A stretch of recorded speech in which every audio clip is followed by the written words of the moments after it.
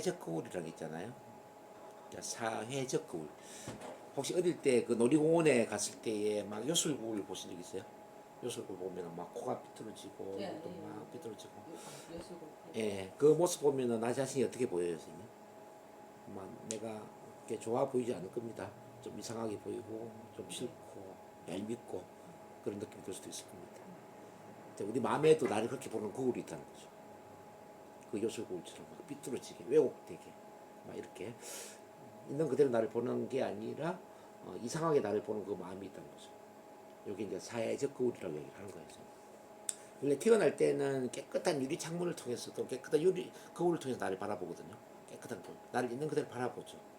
그래서 이제 태어날 때는 때묻지 않는 그 마음으로 나를 보니까 뭐 나를 미워할 이유도 없고 나를 뭐 이상하게 생각할 이유가 없는데 이제 태어난 이후에 이제 엄마로부터 또 아빠로부터 또는 뭐 학교 선생님, 집안 어른들 이런 이제 여러 의미 있는 타인들로부터 꾸지람을 듣거나 또는 인정받지 못하는 비난조의 말을 들을 때에 이게 우리 거울에 얼룩이 묻는 것처럼 계속 이제 얼룩이 묻기 시작. 얼룩. 처음엔 작은 얼룩이지만 얼룩이 모이고 그러다 보면 어떻게 될까요? 거울이 더럽혀지겠죠. 그러니까 더럽혀진 그 거울 속에 나를 보면은 나 또한 더럽혀진 얼굴을 보이겠죠. 그렇지 않겠습니까?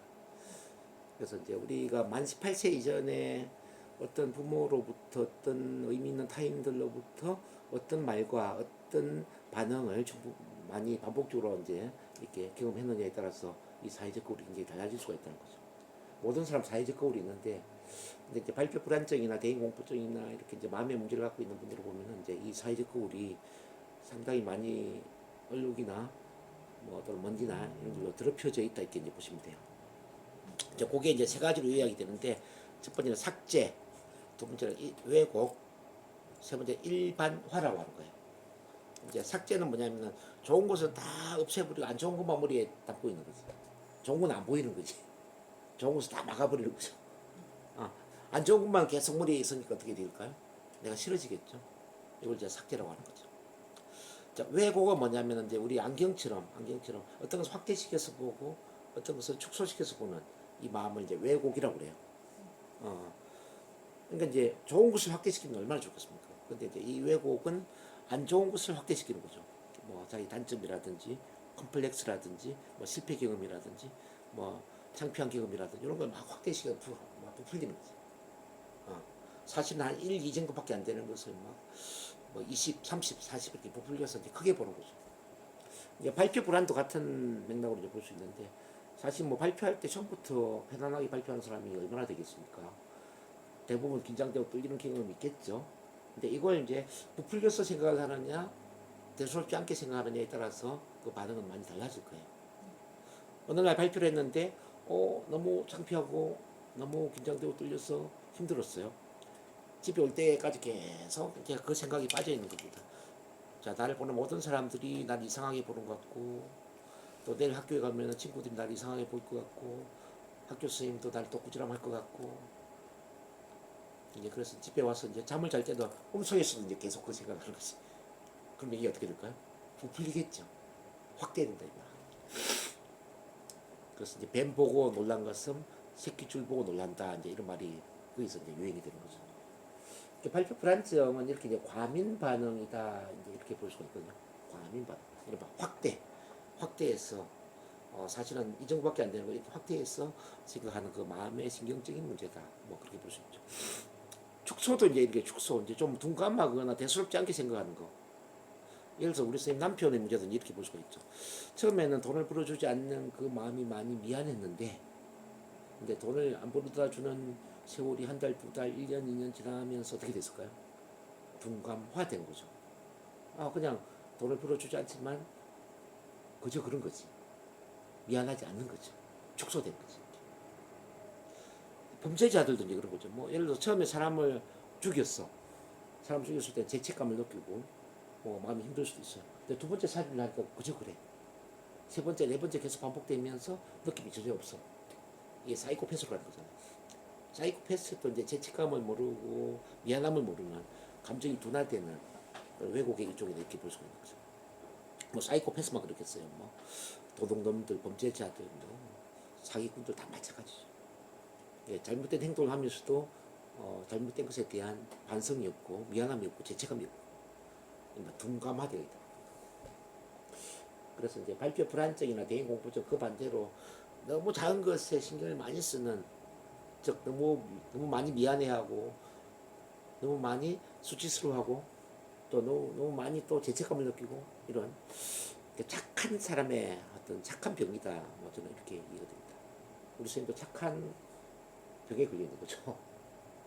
착한 병. 어떻게 생각하세요? 착한 병이죠.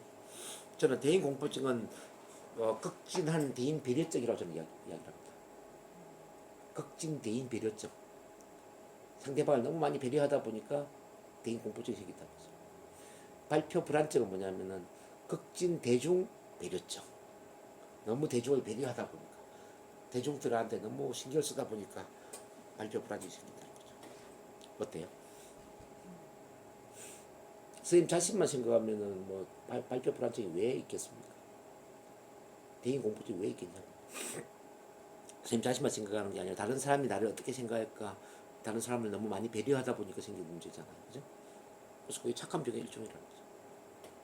어쨌든 왜곡은 이런 거예요. 그래서 어쨌든 선생님이 많이 뭔가를 신경을 쓰고 있다라는 것은 그 어떤 그 문제에 대해서 마음이 많이 확대되어 있다.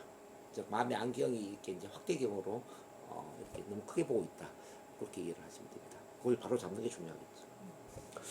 그 다음에 일반화라는 개념이 뭐냐면 이제 제한적 신념이나 고정 관점 이런 거 이제 일반화라고 그래요. 한두 번 어떤 실패 경험을 하다 보면은 나는 실패자구나. 자, 발표를 한두 번 실패하다 보면 나는 말하는 데는 재주가 없는 사람이구나. 나는 사람들 앞에 말하는 것이 힘든 사람이구나. 나는 소심한 사람이구나. 이렇게 생각할 수 있잖아요. 자기를 단정적으로 나는 뭐인 사람이다 이렇게 생각할 수 있잖아요. 그러니까 사람 자체는 행동이 아니거든요. 아무리 실수를 많이 했다 하더라도 그 사람 자체가 실수하는 사람이 될 수가 없고, 실패를 아무리 많이 한다 하더라도 그 사람 자체가 실패자가 될 수는 없지 않습니까? 근데 이제 제 마음속에 그렇게 은연중에 심어지는 거죠. 나는 발표를 못하는 사람이구나. 나는 말하는 데는 재주가 없는 사람이구나. 나는 뭐 대중공포 있는 사람이구나. 그러니까 나를 뭐인 사람이구나. 이렇게 이제 제한적으로 바라보는 제한적 신념 또는 고정관념 이런 것들이 이제 마음속에 새겨질 수가 있는데, 특히나 이제 만 18세 이전에 부모나 의미 있는 타인들이 나를 어떻게 대했느냐에 따라서 나에 대한 그 신념 체계는 나도 모르게 형성이 된다는 거죠. 이 신념이라는 거 내가 선택하는 게 아니라 나도 모르게 무의식 속에 그냥 쉽게 말해 주입되는 거죠. 주입. 그게 긍정적으로 주입이 되면 얼마나 좋겠습니까? 근데 이제 대부분의 경우는 긍정적 자아보다는 부정적 자아에 대한 그런 제한적 신념이 많이 심어져 있습니다. 그래서 우리 쌤 마음 안에도 아마 그런 게 좀 있을 거예요. 나는 말을 잘 못하는 사람이구나. 나는 발표 불안이 있는 사람이구나. 나는 사람들 앞에 서면은 긴장되고 떨리는 사람이구나. 나는 소심한 사람이구나. 뭐 이런 일반화된 제한적 신념들이 있다는 거죠. 이런 게 합쳐져서 이제 사회적 거울이 되는 거죠. 근데 일단 이 사회적 거울이 만들어져 버리잖아요. 이게 잘 안 바뀌어 있어요. 이게 전반적인 자아 개념을 형성하는데 만 18세 이전에 이게 만들어져 버리면은 평생 그냥 그 자아 개념으로 가버려요. 이 부정적 사회적 거울에 의해서 그냥 평생 그 부정적인 자아 개념에 지배를 받는다 이거죠. 행여나 스님 만만해. 나는 돈을 월 4, 500밖에 못 버는 사람이구나. 나는 가난한 사람이구나. 이런 신념 생기잖아요. 아무리 스님 발부동 쳐도 부자가 될 수 없어. 또 나는 말을 못하는 사람이구나. 발표 불안이 있는 사람이구나. 이런 신념 생기잖아요. 그럼 평생을 해도 말을 잘할 수가 없다는 거죠. 이게 이제 문제라는 거예요. 이건 의식 차원보다는 무의식 차원의 문제이기 때문에, 그래서 이걸 선생님이 잘 바꿔야 된다. 오늘 이제 그걸 바꾸기 위한 방법을 좀 이야기를 해드릴게요. 그래서 좀 힘들더라도 설 연휴가 되는데 선생님이 힘들더라도 이 과제를 좀 하셔야 돼요. 과제. 우선 장점 목록 100가지를 좀 작성을 해봐야 됩니다. 선생님 장점이 뭐예요? 그러면은 한 10가지도 이야기 못하는 분들이 많아요. 근데 선생님 단점은 뭐예요? 그러면 뭐 한 20가지, 30가지 막 이야기하는 사람들이 많이 있어요. 자, 그 이야기는 뭐냐면은 자기 스스로에 대한 부정적인 측면에 나도 모르게 많이 세뇌가 되어 있다. 그래서 아마 우리 선생님도 그럴 거예요. 좋은 게 참 많이 있음에도 불구하고 선생님 장점이 뭐예요? 그러면 장점보다는 아마 단점에 많이 집중이 되어 있을 것이다. 그래서 이건 의도적으로 선생님, 의도적으로 장점을 만들어내야 됩니다. 뭐 예를 들어 나는 이목구비가 뚜렷하다. 뭐 작게도 나는 코가 잘생겼다. 난 눈이 예쁘다. 뭐 이런 뭐 외형적인 그런 모습부터 시작을 해가지고 나는 목소리가 좋다. 난 사람에 대한 배려심이 있다. 난 이야기를 할 때 잘 경청을 하는 사람이다. 뭐 어쨌든 최대한 나에 대한 좋은 장점들을 많이 찾아내가지고 한 100가지를 작성을 해보는 겁니다. 한번 해볼 수 있겠죠? 다음 내일까지는 말고 내일은 설 연휴까지 연휴 지날 때까지 이거 다 해가지고 오셔야 돼요. 개인 뭐 좀 편안한 카페나 뭐 이런 데 가가지고 작성을 한번 해보는 것도 괜찮아요. 근데 저는 이걸 훈련시키면서 사람들이 너무나 많은 변화를 하는 것을 그동안 많이 경험했어요. 우리 선생님도 많이 바뀔 거로 봅니다. 그러나 성공 목록 100가지. 성공이라는 것은 이제 꼭 거창한 성공이 아니더라도 지금까지 살아오면서 내가 잘했던 일이 있지 않겠습니까? 잘했던 일. 뭐 예를 들어서 선생님 같은 경우는 뭐 우등상을 받았고 또 개건상을 받았고 또 뭐 사생대회에 어떤 뭐 장려상을 받았고 글짓기 대회에 무슨 상을 받았고 이런 상도 있을 것이고 또 어떤 뭐 대학에 입학을 했고 뭐 공무원 시험에 합격을 했고 언제 또 진급을 했고 뭐 이런 여러 가지 좋은 일들이 있겠죠. 근데 많은 분들은 그런 좋은 일이 있음에도 불구하고 그것을 뭐 자랑거리로 생각 안 하거든요. 남들도 다 하는데 뭐 그게 뭐 별거에 생각을 해요. 그게 아니에요. 자, 제가 이렇게 막 옆에 보면 아마 자격증 있는 거 막 이렇게 세워놓은 것처럼 자, 선생님도 선생님 자신의 자랑할 수 있는 것들을 최대한 많이 찾아서 목록으로 작성을 하고 필요하다면은 집에 또 제가 이렇게 해놓은 것처럼 막 이렇게 전시도 하고 이게 필요해요. 선생님 자신을 위해서 필요하다고요. 상을 엄청 많이 받았을 건데 아마 그 상장이 어디 있는지도 모르죠, 선생님. 그렇죠. 선생님 자신에 대한 예의를 갖추세요. 우리 박민경 선생님에 대한 예의를 갖추시라고. 그 상 하나가 얼마나 소중한데 그걸 또 방치를 하느냐 이거죠. 그래서 상 이런 것들을 깨끗화해서 전시도 하시고 어쨌든 우선 그 성공 목록을 100가지 작성하는데 작게는 이런 것부터 쓰는 것도 괜찮아. 나는 3살 때 기저귀를 뗐다 뭐 이런 거. 그 별거 아닌 것 같아. 이게 중요한 거예요, 선생님. 나는 2살 때부터 걷기 시작했다.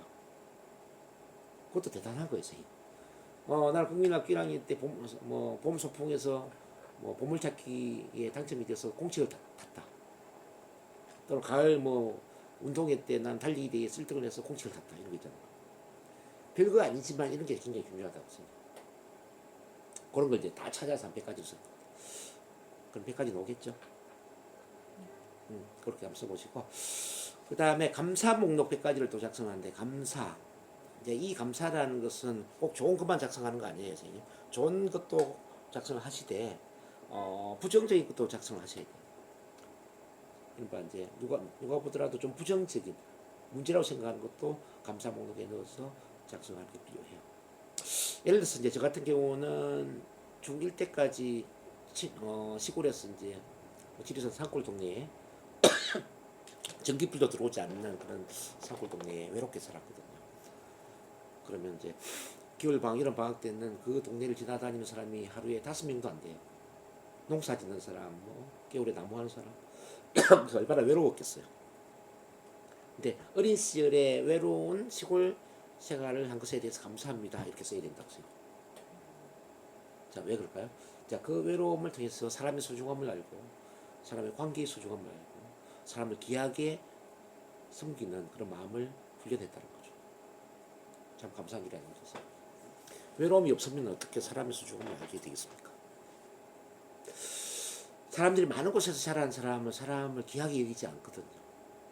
제가 여기서 첫 만남 심리 가족을 만들고 또 이제 우리 선생님처럼 이렇게 이제 치료를 위해서 오는 분들 또는 훈련을 위해서 오는 분들, 교육을 위해서 오는 분들을 제가 평생 가족을 만드는 이유가 뭐냐면 저는 사람이 중요하고 제 소원이 있다면 내가 죽을 때까지 내 주변에 사람들이 참 많았으면 좋겠다. 그런 마음이 있어요. 이렇게 사람을 섬기는 마음은 어디서 만들어졌느냐? 외로움이죠. 그래서 어릴 때 산골 동네에 친구도 없이 외롭게 자랐던 그 환경에 대해서 감사드립니다. 왜냐하면 사람을 귀하게 여길 줄 알고 사람 관계와 만남의 수점을 훈련할 수 있는 좋은 과정이었기 때문입니다. 이렇게 쓰는 거예요. 저 같은 경우는 특히 이제 또 뭐 제가 10남매 막내로 태어났는데 막내. 자, 10남매 막내로 태어난 것에 대해서 감사드립니다. 막내로 태어났던 그 덕분에 형님들이나 누님들로부터 많은 사랑을 받고 자랐습니다. 그래서 형제 자매에 대한 소중함을 어릴 때부터 몸소 느끼고 자랐던 그런 소중한 순간이었습니다. 이렇게 쓰는 거죠. 자, 이와 같이 모든 부정적인 것도 이제 긍정적으로 쓰는 거죠. 저기 일본에 이제 어떤 그 기업체 회장님인데 뭐 어떤 기업체인지 잘 모르겠는데 이제 우리나라로 보면 이제 삼성이나 현대처럼 대기업의 총수죠. 그 총수한테 어떤 기자가 질문을 했어요. 우리 회장님께 가장 감사한 일이 있다면 어떤 게 있을지 부탁드리겠다. 그러니까 첫 번째 감사할 일은 가난한 집안에서 태어난 것이다 라고 이야기를 했습니다. 가난한 집안에 태어났기 때문에 그 덕분에 어릴 때부터 부와 성공에 대한 소중함을 알고 그러면서 성공하기 위해서 노력을 했고 그 결과로 큰 대기업을 이루었습니다. 두 번째 감사할 일은 허약한 몸으로 태어났다는 것입니다. 몸이 허약했다. 몸이 허약했던 그 덕분에 어릴 때부터 건강의 소중함을 알고 몸에 맞는 음식을 먹고 몸에 해로운 음식을 멀리하고 그리고 운동을 하고 자기 관리를 하는 그런 좋은 습관을 만들게 되었습니다. 또 세 번째는 뭐냐면은 집안이 너무 가난해서 배우지 못한 것이다. 즉 가방끈이 짧은 것에 대해서 너무 감사하다.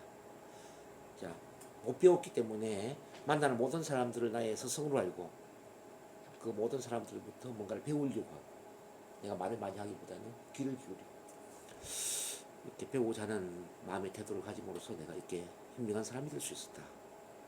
그런 이야기를 합니다. 그래서 이제 감사라는 것은 이거는 관점이라는 거죠. 관점.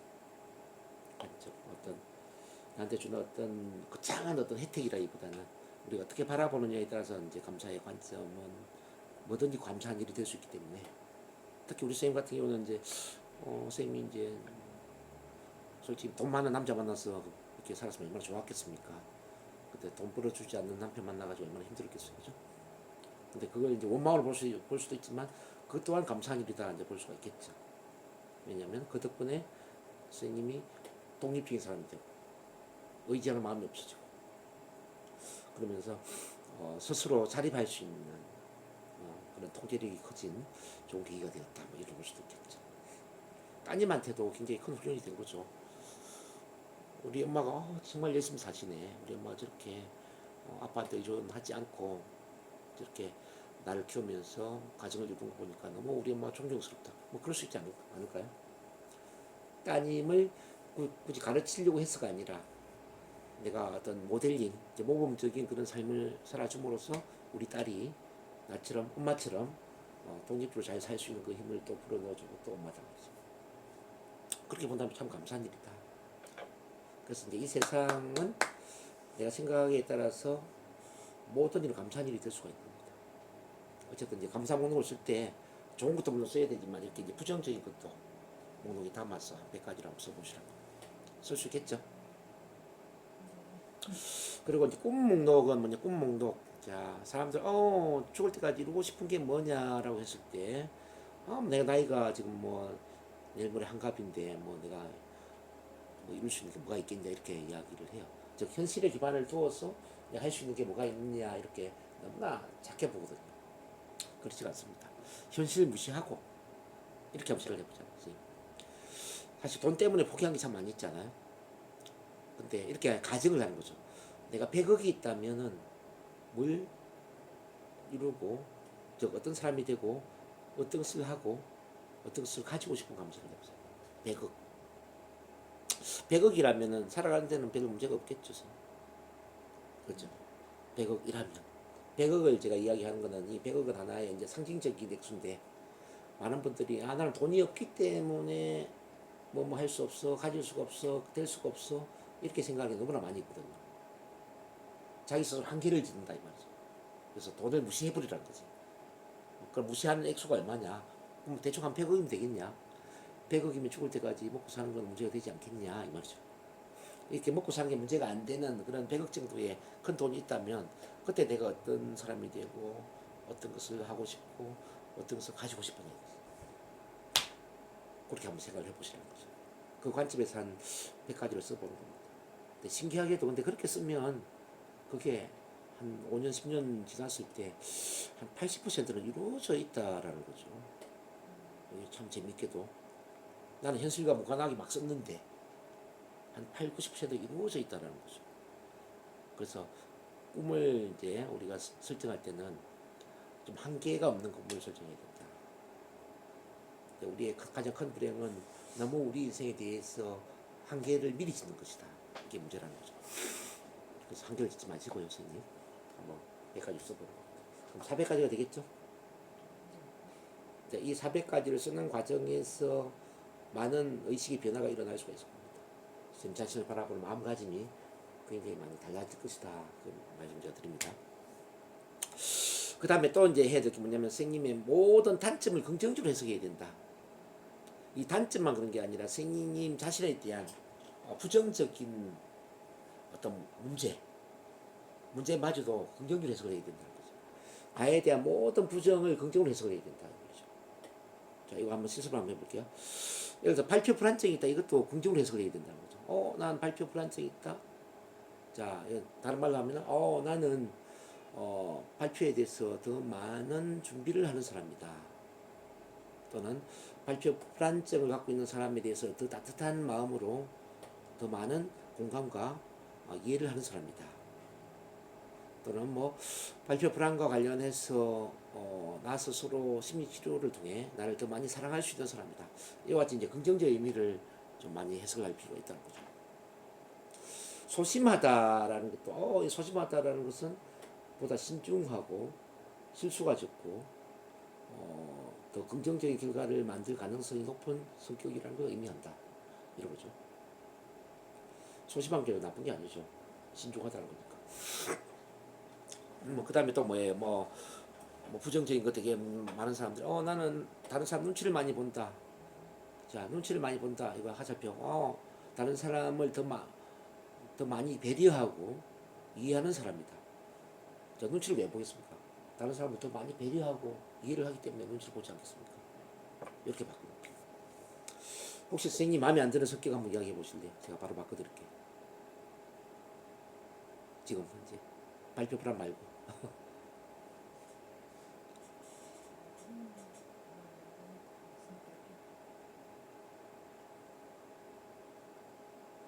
생각에 예. 방금 말씀하신 것처럼 남의 눈치 이제 자, 남의 눈치를 많이 본다. 오늘 좀 전에 많이는 아니지만 그래도 이제 어느 정도 상태니까. 그러니까 눈치를 본다라는 거는 다른 사람을 그만큼 배려한다라는 거죠. 배려한다. 배려하지 않으면 눈치를 왜 보겠습니까? 눈치를 본다의 반대는 뭡니까? 철면피다. 철면피. 다른 사람들 신경 쓰지 않는다는 거죠. 얼굴에 칠판을 깔았다 이 말이죠.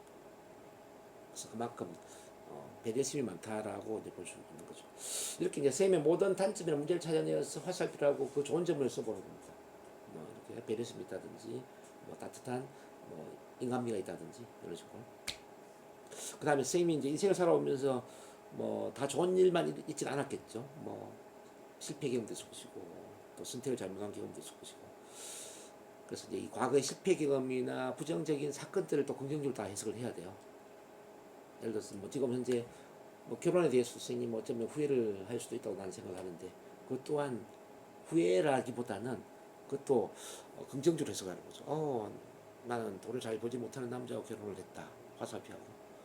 이 또한 좋은 일일 수가 있다.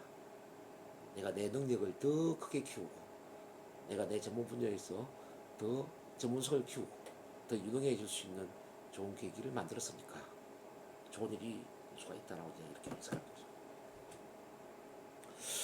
자, 그 외에 또 뭐 여러 가지 있을 수 있어요. 내가 공직 생활하면서 이런 좋은데 뭐 남들만큼 돈을 많이 못 번다. 예를 들어서 공무원이라는 게 안정적인 건 있지만 뭐 큰 돈을 버는 건 아니잖아요. 뭐 큰 돈을 벌지는 못한다. 이것 또한 좋은 일이다. 왜냐하면은 주어진 돈 안에서 전략하면서 검소하게 살아갈 수 있는 생활 습관을 만들고, 그리고 항상 현재보다는 미래에 뭔가를 이루고자 하는 그런 목표와 계획성 있게 생활할 수 있는 좋은 생활 습관을 만들었다고 생각하니까 좋은 일이다. 일대면.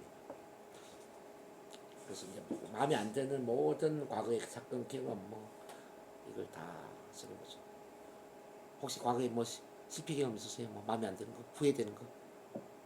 제가 모르는 것 중에 제가 바꿔드릴게요.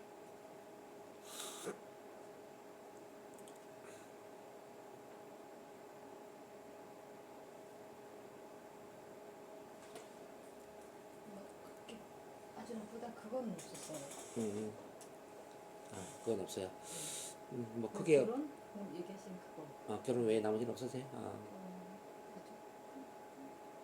어쨌든 이제 과거를 되돌아볼 때 뭔가 막 후회되거나 집착되거나 하는 게 있으면 그런 것조차도 긍정적으로 해석해야 된다는 뜻입니다. 왜냐하면 엎질러진 물을 다시 주스 담을 수는 없지 않습니까? 흘러간 물로 물레방아를 돌릴 수 있는 것처럼 과거는 이미 흘러갔다는 거죠. 그게 집착을 할 이유가 없죠. 그래서 그것 또한 좋은 일이었다, 뭐 감사한 일이었다, 이렇게 보는 거죠. 내 삶에 대해서 불만이 있으면 안 된다. 제가 그 말을 드리는 겁니다. 일반화에 대한 건 이건 신념과 관련된 건데, 이제 신념에 대해서 지난 시간에도 제가 많은 이야기 드렸지만은, 나는 뭐이다라는 신념을 갖는 순간 내 말과 행동은 그 신념에 맞게 그냥 따라올 수밖에 없어요. 그래서 부정적 신념을 딱 깨트려줘야 돼요. 예를 들면 선생님이 발표 뭐 실패 경험이 한두 번 있었다고 했을 때 나는 발표를 잘 못하는 사람이다, 이 신념이 있다면 이걸 깨트려야 된다는 거죠. 그냥 발표를 잘 못하는 사람이다, 이거를 어떻게 바꿔야 되냐면 나는 발표할 때 긴장하고 떨었던 경험이 한두 번 있었다, 경험 차원을 바꿔주는 거죠. 자, 경험이 한두 번 있었다고 해서 발표를 잘 못하는 사람은 아니잖아요. 그렇지 않을까요? 난 발표할 때 긴장하고 떨었던 경험이 한두 번 있었다, 이런. 그래서 이제 뭐인 사람이다를 어떤 경험이 있었다라는 쪽으로 바꿔줄 때에 이 신념이 달라질 수가 있거든요. 많은 분들은 한두 번 경험을 뭐인 사람이라고 이제 이렇게 착각을 할 수가 있단 말이죠. 이거는 어른들이 주입한 것도 있죠. 우리 한두 번 사고를 쳤을 때, 야, 이 사고 뭉치, 넌 사고 뭉치야, 이렇게 얘기하잖아요. 자, 우리가 학교 다닐 때 또 이제 뭐 공부를 좀 못해서 시험 점수가 잘 안 나왔을 때, 자, 이 돌대가리, 이렇게 얘기해. 돌대가리, 너는 돌대가리야. 근데 시험을 한두 번 망쳤다고 해서 돌대가리가 되는 건 아니잖아요. 뭐 지각을 한두 번 했다고 해서 너는 지각쟁이다, 나는 지각쟁이야, 이건 아니잖아요. 근데 이제 우리는 그 어른들의 말에 의해서 한두 번 지각을 하고 나는 지각쟁이다, 한두 번 사고를 치고 나는 사고 뭉치다, 한두 번 또 시험을 망쳐서 나는 돌대가리다, 나는 공부를 못하는 사람이다, 이렇게 나도 모르게 무의식 속에 뭐인 사람으로 착각을 하는 경우들이 많이 있다는 거죠. 발표 또한 같은 맥락이거든요. 한두 번 나는 긴장되고 떨렸던 경험이 있었어. 근데 이걸 나는 발표 불안증이 있는 사람이다, 나는 발표를 못하는 사람이다, 나는 말을 하는 데는 재주가 없는 사람이다, 이렇게 착각을 한다는 거죠. 그래서 이제 이거 정체성 차원에서 행동이나 능력 차원으로 바꿔줘야 돼요. 나는 발표를 못하는 사람이다 아니라, 나는 살아오면서 발표할 때 긴장하고 떨었던 경험이 한두 번 있었다, 이렇게 바꾼다. 그래서 이거는 정체성하고 다른 거죠. 이해되시나요? 그래서 이제 행여나 나는 발표를 못하는 사람이다, 나는 긴장되고 떨리는 사람이다, 이런 생각 자체를 버려야 돼요. 버리면서 그 생각을 바꿔서 나는 뭐 국민학교 4학년 때 긴장하고 떨었던 경험이 있었다, 또 뭐 회사 들어온 이후에 뭐 발표할 때 한두 번 떨었던 경험이 있었다, 뭐 이를테면 그런 경험 차원으로, 행동 차원으로 바꿔서 생각을 하시라는 거죠. 좀 느낌이 좀 어때요? 이렇게 바꿔보니까. 공정한. 그렇죠? 과거에 떨었다고 해서 미래에도 떨 수 있는 건 아니잖아요. 그렇죠? 과거와 미래는 다르다, 이 말이죠. 그리고 이제 긍정적인 건 어떻게 해야 되느냐? 긍정적인 것은 정체성 차원으로 일반화를 시켜야 돼요. 이를테면 선생님이 지금 일요일 오면 편안하게 발표를 잘 하잖아요. 지난 일요일에 발표 잘 하셨죠. 그러면 지난 일요일에 발표를 잘 했다가 아니라 그걸 바꿔서 나는 발표를 잘하는 사람이다 라고 일반화시키라는 거죠. 어때요? 나는 발표를 잘하는 사람이다 이렇게 생각하니까 행동 차원이 아니라 정체성 차원으로 변화시켜버리니까 느낌 좀 강화되죠. 그것도 이제 회사에서 예를 들어서 뭐 내가 발표를 한두 번 잘했어. 그럼 회사에 내가 발표를 한두 번 잘했다가 아니라 나는 회사에서는 발표를 잘하는 사람이다 라고 일반화시키라는 거예요. 이런 발표만 그런 게 아니라 이제 모든 긍정적 행동은 정체성 차원으로 일반화시키는 게 중요하죠. 자, 나는 우리 딸을 잘 키웠다가 아니라 우리 딸을 잘 키웠다가 아니라 나는 우리 딸을 탁월하게 키운 최고의 엄마이다. 예를 나는 21세기의 신사임당이다. 어때요? 이렇게? 나는 21세기 신사임당이다.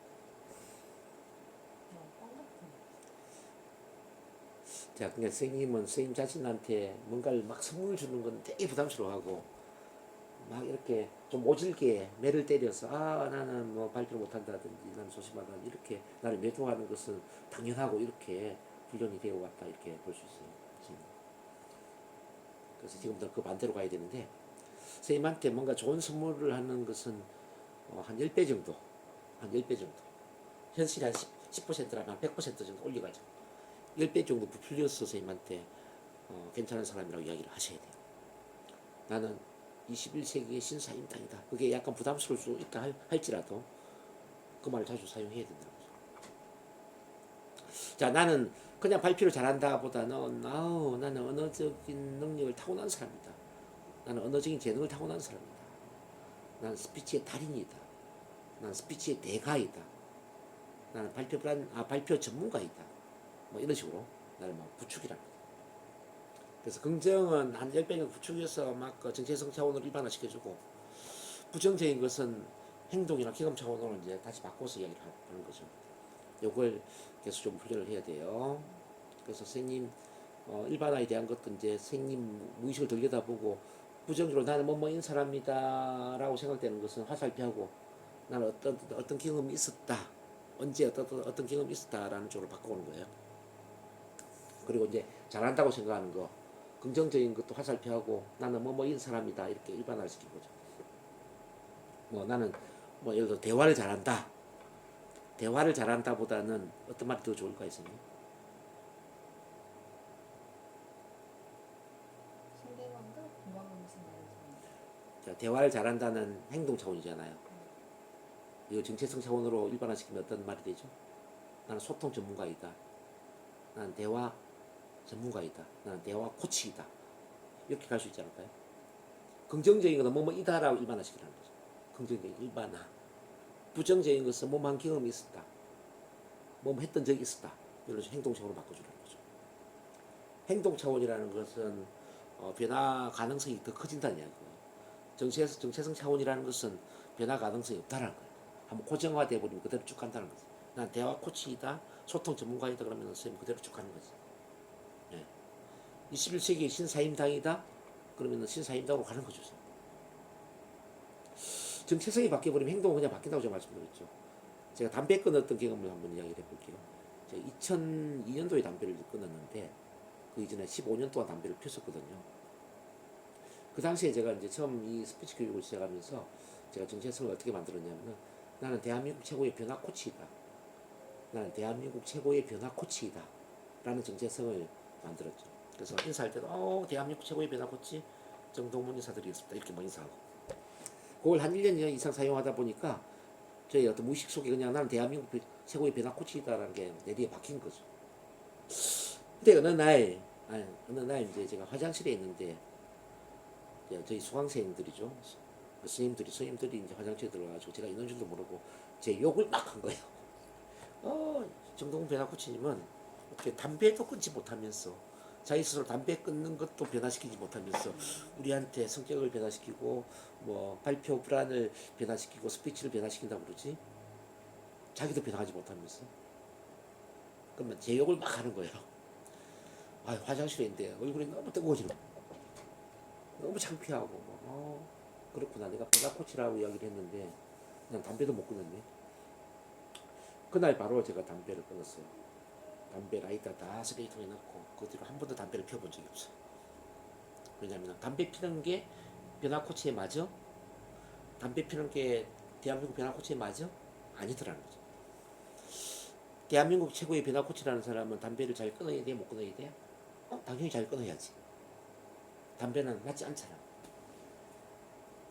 그래서 담배를 순간적으로 끊어버리더라고요. 제가 보니까.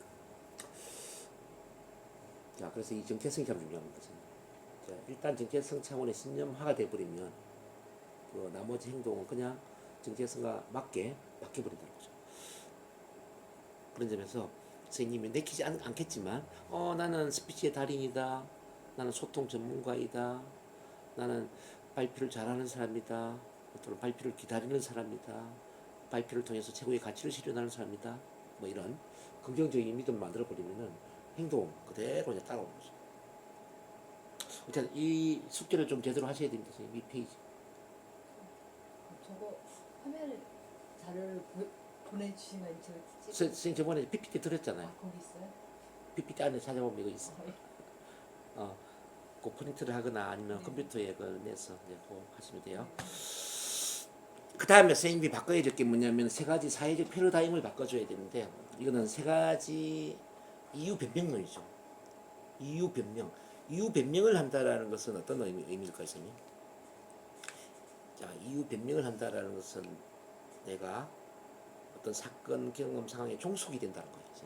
뭐뭐 때문에 나는 할 수 없어. 그러면 뭐뭐에 해당되는 이것에 종속이 되어서 내가 노예적인 삶을 살 수밖에 없어요. 근데 이유 변명을 버리고 어떤 뭐뭐 덕분에 뭐뭐 할 수 있다라든지 그럼에도 불구하고 뭐뭐 할 수 있다라든지 이런 관념을 바꿔버리면은 내가 노예가 아니라 주인이 되는 거죠. 주인. 그래서 선생님 삶의 주인이 되기 위해서 뭐 작게는 발표를 할 때 주인이 되기 위해서 뭐뭐 때문에라는 걸 없애버려요. 뭐뭐 때문에. 자, 많은 분들은 자기도 모르게 뭐뭐 때문에라는 세 가지 변명론을 갖고 있는데 그 중에 첫 번째가 뭐냐면 이제 유전적인 결정론이에요. 유전적. 난 선천적으로 난 말 잘 못해. 난 선천적으로 성격이 내성적이야. 난 선천적으로 언어 능력이 부족해. 나 선천적으로 나는 뭐 IQ가 낮아. 뭐 이런 자기 스스로 선천적으로 뭐 하기 때문에 못한다라고 생각하는 마음들이 있다는 거죠. 우리 선생님은 어떨까요? 지금 선천적으로 혹시 나는 타고난 선천적인 뭐 때문에 못한다고 생각하는 게 있으세요? 그러면 선생님 아주 다행입니다. 아주 혹시나 그런 게 있다면 없애버려야 된다는 거죠. 그 다음에 이제 심리적 결정론. 나는 성장 과정 때문에, 자, 부모와의 관계 때문에, 부모가 나를 이렇게 키웠기 때문에, 우리 부모님이 뭐 이혼을 했기 때문에, 우리 부모님 저기 아버지가 술주정을 많이 부렸기 때문에, 어머니가 잔소리를 많이 했기 때문에, 그렇기 때문에 나는 성격이 소심할 수밖에 없어. 나는 발표 불안증이 있어. 나는 긴장되고 떨려. 뭐 이런. 이게 바로 이제 심리적 결정론이거든요. 물론 이제 심리 치료할 때 우리가 치료를 하기도 하지만 선생님 이제 마음가짐은 바꿔야 된다는 거죠. 우리 선생님도 이제 어머니 때문에 가정 환경 때문에 내가 이렇게 됐다 이렇게 생각하시면 안 돼요. 지금부터는 이미 치료할 것도 다 했기 때문에. 자, 뭐뭐 때문에를 버리셔야 된다는 거죠. 오히려 이렇게 생각을 해야 되죠. 어릴 때 좀 불우한 가정 환경 덕분에 나는 가족의 소중함을 알게 되었고 우리 딸한테 사랑이 넘치는 엄마가 될 수 있다. 이게 어때요, 선생님? 훨씬 긍정적이죠. 어릴 때 꾸지람을 많이 하고 잔소리를 많이 하는 그 엄마 덕분에 나는 우리 딸한테 다정다감하고 친구처럼 소통하는 엄마가 되었다. 어때요? 훨씬 더 낫죠? 근데 이제 처음 오실 때는 선생님은 무의식 속에 그게 있었단 말이에요. 어릴 때 우리 엄마가 꾸지람을 많이 하고 잔소리를 많이 했던 그 이유 때문에 내가 성격이 소심해지고 앞에서 발표를 잘 못하는 남의 눈치를 보는 성격이 됐다. 그럼 내가 피해자가 되잖아. 뭐뭐 때문에는 내가 피해자가 되는 거거든요. 맞아요. 뭐뭐 덕분에는 피해자가 아니라 내가 수혜자가 되는 거죠. 수혜자. 그럼 나를 피해자로 보는 게 유리하냐, 수혜자로 보는 게 유리하냐? 당연히 수혜자로 보는 게 유리하겠죠. 그래서 때문에를 뭐뭐 덕분에로 바꾼다. 환경적 결정론도 같은 맥락인데 지금 코로나 이후에 경제적 위기 때문에 사는 게 힘들다. 그러면 이제 뭐 코로나 위기 이후에 뭐 이런 대한민국의 사회 환경을 막 우리가 탓을 하겠죠. 근데 반대로 이렇게 보는 거죠. 코로나 이후에 위기적인 경제 상황 덕분에 어떤 부라든지 성공이라든지 돈을 버는 것에 대해서 더 많은 관심을 갖게 되었고, 자, 미래지향적으로 인생을 살 수 있게 되었다. 느낌 어때요? 훨씬 더 긍정적이죠. 환경이 힘들기 때문에 뭐가 아니다. 자, 추운 겨울 날씨 때문에 밖에 나가는 게 힘들어요. 이건 변명이 있거든요. 근데 추운 겨울 덕분에 자, 어떤 사람 관계 속에 따뜻한 마음을 주고받는 게 얼마나 소중한지를 알게 되었어요. 느낌이 또 달라지죠. 추운 날씨 덕분에 관계 속에 따뜻함을 더 많이 키워야 된다는 그 소중함을 알게 됐다. 겨울은 사실은 뭐 관계 속에서 따뜻한 온정을 많이 주고받아야 된다는 신호를 보내주는 겁니다. 그래서 겨울이 주는 의미를 받아들인 겨울은 감사한 계절이죠. 이렇게 이제 우리가 뭐 때문에가 아니라 뭐 덕분에를 바꾸는데, 우리 선생님이 그래서 이제 지금까지 혹시 뭐 때문에 내가 뭐 할 수 없었고 뭐 때문에 내가 나를 피해자로 보고 뭐 때문에 힘들었던 게 있다면은 그 이유 변명에 해당되는 그 목록을 다 만드셔야 되습니다. 이것도 과제를 드릴게요. 나의 이유 변명론. 예를 들어 남편이 돈을 안 벌어주기 때문에 돈이 없고 생활하기 힘들다, 이런 변명했다면 그걸 이제 바꾸는 거죠.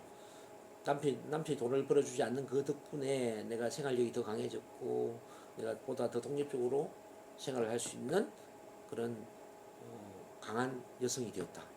이와 같이.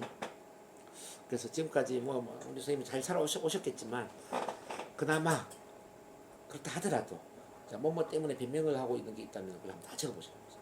뭐뭐 때문에 뭐가 힘들고 뭐뭐 때문에 뭐 못하고 뭐뭐 때문에 뭐 발표 불안이 있고 뭐뭐 때문에 소심해졌고 뭐 있잖아요. 그죠? 그걸 다 화살표하고 바꿔야 돼요.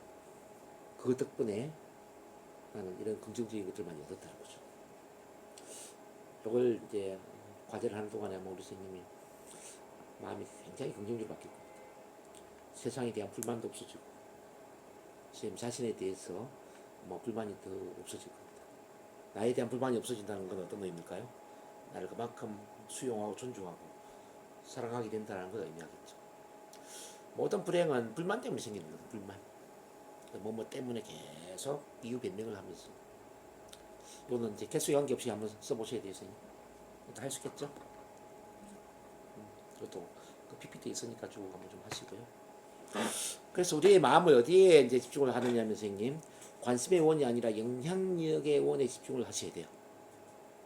관심의 원은 뭐냐면은 내 의지로는 내 행동으로는 될 수 없는 거예요. 나와는 관계없는 거죠. 지금 하늘에 눈이 내리는 거 내가 어떻게 할 수 없지 않습니까? 날씨가 추운 거 어떻게 할 수 없죠. 과거에 예를 들어 우리 엄마가 나한테 꾸지람을 많이 했어. 이거 어떻게 할 수 없죠. 그럼 과거에 일어난 사건 경험, 지금 현재 우리 둘러싼 이 상황들, 이거 어떻게 할 수 없는 거죠. 나로 어떻게 할 수 없는 거. 이런 게 이제 관심의 원이에요.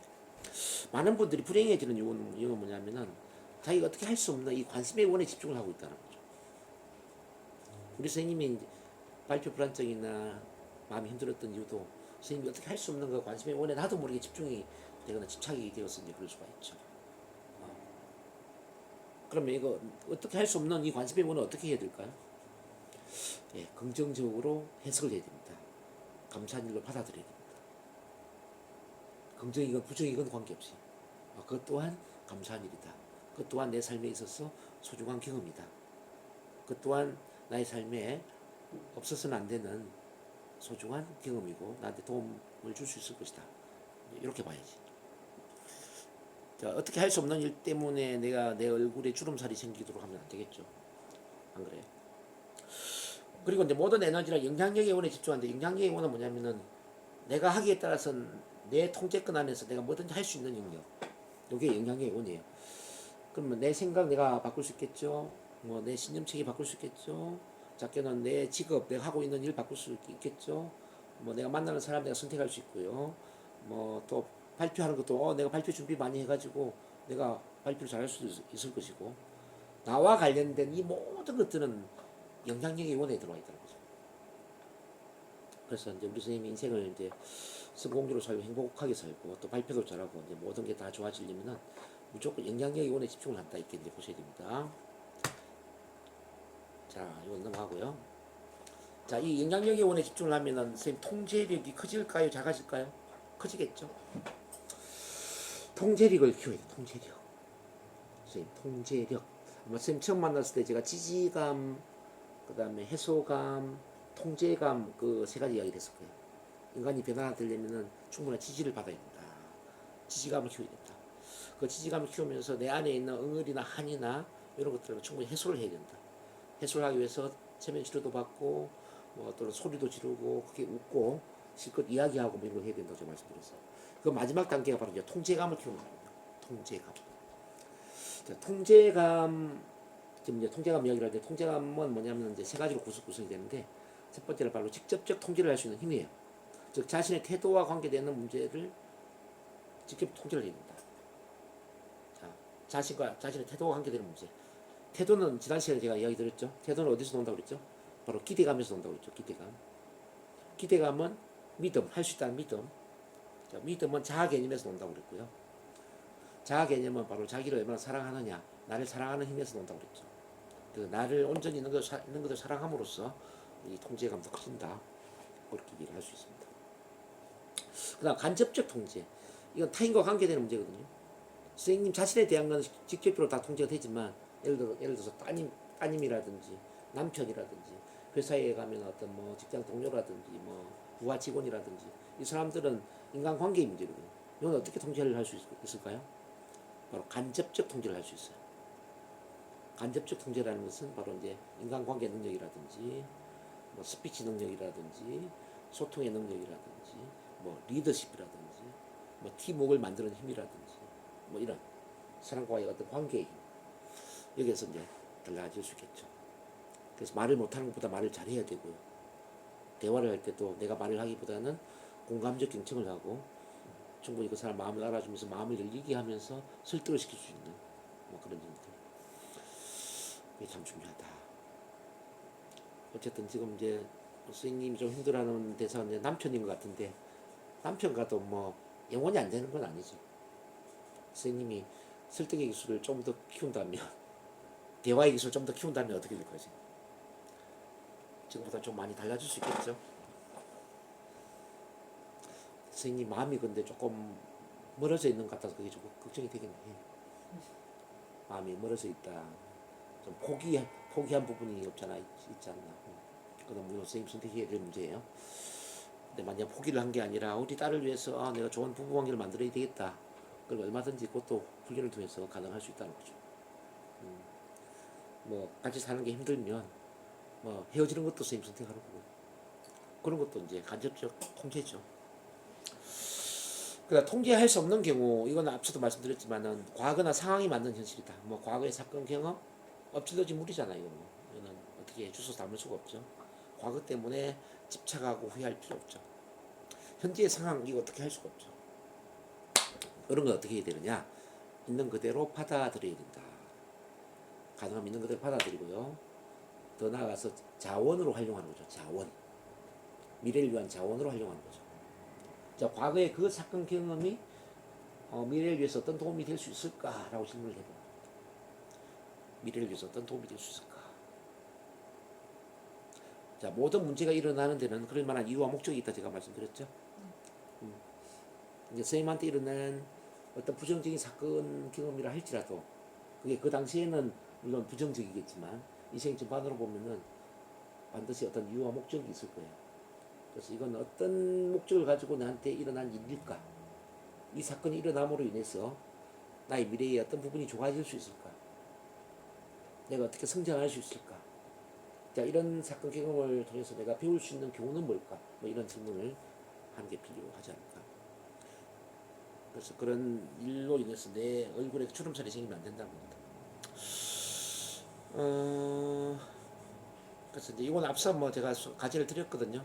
뭐 과거의 모든 실패 사건, 힘들었던 사건을 다 기록을 하고 그것 또한 좋은 일이었습니다. 왜냐하면 그럴듯한 이유로서 정리를 다 하셔야 된다는 거. 자, 이와 같이 이제 결론적으로 말씀드리면 운명을 창조하는 힘은 뭐냐면요. 상황이나 사건 경험에 대해서 어떤 반응을 선택하느냐가 결합이 되면서 우리 결과 운명이 달라진다는 거예요, 선생님. 자, 이 E라고 표현했는데 상황이 environment, 상황 환경, 사건이 event, 경험이 experience. 이 세 가지 영어 단어의 첫 글자를 따면 이제 E가 되겠죠. 반응이 response. 이 두 가지가 결합되면 결과 운명을 만드는데 비율을 따져보면 선생님 이게 몇 대 몇이 될까요? 우리 선생님 운명에 상황 사건 경험이 주는 비율이 얼마 정도이고 반응이 차지하는 비율이 얼마 정도일까요, 선생님? 그냥 추측 한번 해봅니다, 선생님.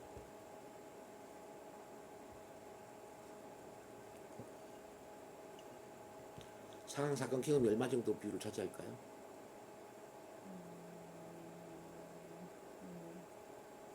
40대 60. 자, 놀라지 마세요. 상황 사건 경험이 차지하는 비율은 단지 10%예요. 반응이 차지하는 비율이 90%예요. 이걸 10대 90의 법칙이라고 해요. 자, 무슨 이야기냐면 선생님 지금 현재 상황이 아무리 힘들다 할지라도 지금까지 아무리 힘든 사건이나 경험이 일어났다 할지라도 그건 10%밖에 안 된다는 거예요. 거기에 대해서 내가 어떤 반응을 선택하느냐 이게 90%라는 겁니다. 그래서 인생은 한번 열심히 살아볼 만한 가치가 있는 거죠. 90%가 내 손 안에 있는 거니까. 안 그래서요? 자, 이 반응을 선택할 수 있는 힘을 독립성이라고도 이야기하고 또 영어로 책임이라고 해요. 책임, responsibility. responsibility 책임을 풀이를 해보니까 response 반응, ability 능력 이 두 개 단어가 결합이 됐다는 거죠. 무슨 이야기냐면은 반응을 선택할 수 있는 힘이 바로 책임이다. 즉 반응을 긍정적으로 선택할 수 있는 힘이 책임이다. 책임 있는 인생을 산다는 게 뭐냐? 결론적으로 모든 상황에 대해서 모든 사건 경험에 대해서 긍정적 반응을 선택할 수 있는 힘을 가지고 살아간다면 그 사람은 책임 있는 인생을 산다는 거죠. 그다음 무책임한 인생은 뭐냐? 무책임한 인생은 자 이유 변명을 대고 모든 사건 경험 상황에 대해서 부정적인 반응을 선택할 때 부정적인 이유 변명, 회피, 분노, 억울함, 또 복수심 이런 마음을 갖고 있을 때 이게 이제 무책임이 되겠죠. 근데 이제 이 무책임이 위험한 게 뭐냐면 무책임은 사건 경험 상황에 구속이 되잖아요. 구속이 된다는 이야기는 노예와 같은 삶을 산다는 거예요. 노예 같은 삶은 스트레스를 받게 될 수밖에 없죠. 근데 책임을 지다는 건 뭐냐면 사건 경험 상황에 대해서 내가 주인이 된다는 이야기고 즉 통제력을 갖는다는 이야기고 통제력은 구속에서 벗어난다는 거죠. 더 나아가서 자유로운 삶을 산다는 거죠. 자유로운 삶은 마음의 평화를 가져온다는 거죠. 그럼 나한테 유리한 게 뭐냐? 당연히 인생에 더 많은 책임을 지는 쪽으로 가는 게 맞겠죠. 내가 불행해지를 원한다면은 더 많은 이유 변명을 되는 거죠. 더 많은 이유 변명. 내가 행복해지를 원한다면은 자, 더 많은 책임을 지는 거죠. 모든 걸 긍정적으로 해석하는 거죠. 긍정적 반응을 하는 거죠. 자, 이와 같이 이제 선택할 자유와 힘, 자, 이렇게 이제 우리가 주어진 자극, 즉 경험, 사건, 상황에 대해서 긍정적 반응을 선택하기 위해서는 이 자극과 반응 사이에 우리만의 공간의 힘을 키워야 되겠어요. 공간. 자, 동물은 자극과 반응 사이 공간이 없지만 인간은 자극과 반응 사이 공간이 있죠. 선생님. 즉 파블로프의 개는 종소리에 계속 침을 흘리면서 죽을 때까지 살아야 되잖아요. 사냥개 또한 죽을 때까지 사냥을 하면서 살아야 되잖아요. 자, 우리 인간은 있잖아요. 초등학교 다닐 때 발표 불안이 있다 하더라도 죽을 때까지 발표 불안을 갖고 살 이유는 없어요. 비록 초등학교 때는 발표 불안이 있다 할지라도 자 20대 이후에 우리가 편안하게 자신감 있게 당당하게 말을 잘하면서 살 수도 있죠. 왜? 반응을 선택할 수 있으니까요. 어릴 때 가난한 집안에서 태어났기 때문에 죽을 때까지 가난하게 산다? 아니죠. 자, 내가 부자가 되기를 선택한다든지 내가 성공적인 삶을 선택한다든지 위대한 삶을 선택한다든지 더 크게는 거룩한 인생을 선택한다 라고 했을 때 우리는 어릴 때 환경과 관계없이 우리는 최고의 인생을 살죠. 그럼 이렇게 이제 긍정적 반응을 선택하기 위해서는 선택의 폭이 넓어져야 된다. 즉 선택할 자유와 힘이 넓어져야 된다 제가 말씀드려야 되는데 그걸 NLP적으로 훈련하려면 어떻게 해야 되느냐를 제가 말씀드릴게요. 우선 1번 NLP의 관점 모든 걸 긍정적으로 해석하는 훈련을 해야 돼요. 선생님. 뭐 지금까지 제가 훈련시켜드리는 것의 복습이에요. 모든 걸 긍정적으로 해석해야 돼요. 봐, 이것도 좋은 일입니다. 그것도 좋은 일이었습니다. 그것 또한 감사한 일일 수가 있습니다. 뭐 이런 관점. 자, 일어나는 모든 일을 그것도 좋은 일일 수가 있어요. 그것도 감사한 일일 수가 있어요. 왜냐하면 다음에 그럴듯한 이유를 한 두세 가지 생각하는 거예요. 예. 자, 우리 발표 불안도 발표 불안이 있는 것도 좋은 일일 수가 있어요. 왜냐하면 발표 불안을 통해서 발표 준비를 더 많이 할 수 있으니까요. 발표 불안을 통해서 나를 더 되돌아보고 상처를 치유하면서 나를 더 많이 사랑할 수 있는 계기가 될 수 있으니까요. 자, 발표 불안을 통해서 내가 발표 준비를 더 많이 하고 더 크게는 스피치 언어에 대해서 더 많은 관심을 가지면서 스피치 커뮤니케이션 전문가가 될 수 있으니까요. 뭐 이를테면 이런 구조로 가는 거죠. 모든 것을 이것도 좋은 일일 수가 있습니다. 감사한 일일 수가 있습니다. 왜냐하면 자, 이런 구조의 사고를 하는 거지. 그게 바로 NLP 관점입니다. 그다음 두 번째 NLP 오감 연합 분리 이것도 제가 훈련시켜 드렸죠. 좋은 일은 어떻게 하라고 그랬죠? 연합하라고 그랬죠. 좋은 일은 연합 감정을 최대한 이입을 시켰어. 감정 몰입 내가 영화의 주인공 것처럼. 우리 선생님 같은 경우는 이제 그 앵커링 포인트를 제가 저번에 말씀드렸는데 잠깐 한번 확인해 볼게요. 앵커링 포인트 뭐 이를테면 이제 우리 선생님은 블루, 그린, 화이트를 좋아하시고 또 장미꽃도 좋아하시고 개똥벌레 노래도 좋아하시고 따님을 좋아하시고 자 상상할 때 가장 블루, 그린, 화이트로 색칠을 하는 상상을 합니다. 장미꽃을 활짝 피우는 상상을 하고 뭐 그다음에 개똥벌레 노래를 듣고 따님을 만나고 그러면은 기분이 좋아지죠. 최근에 혹시 뭐 좀 불편한 기억이 있으면 한번 이야기해 보세요. 제가 실습시켜 드릴게요. 회사에서 뭐 짜증나는 일이나 뭐 스트레스 받는 일이나 크게 불편한 건 없는데 이제 뭐 네. 자 그러면 좋아요. 발표 생각할 때 지금 느낌 어떠세요? 발표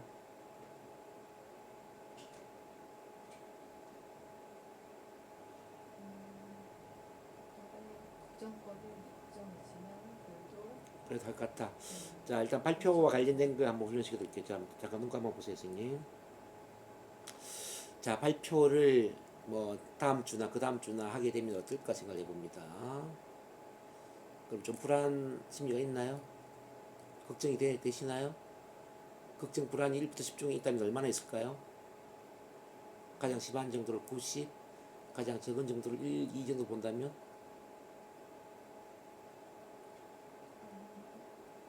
10이나 20 정도. 네?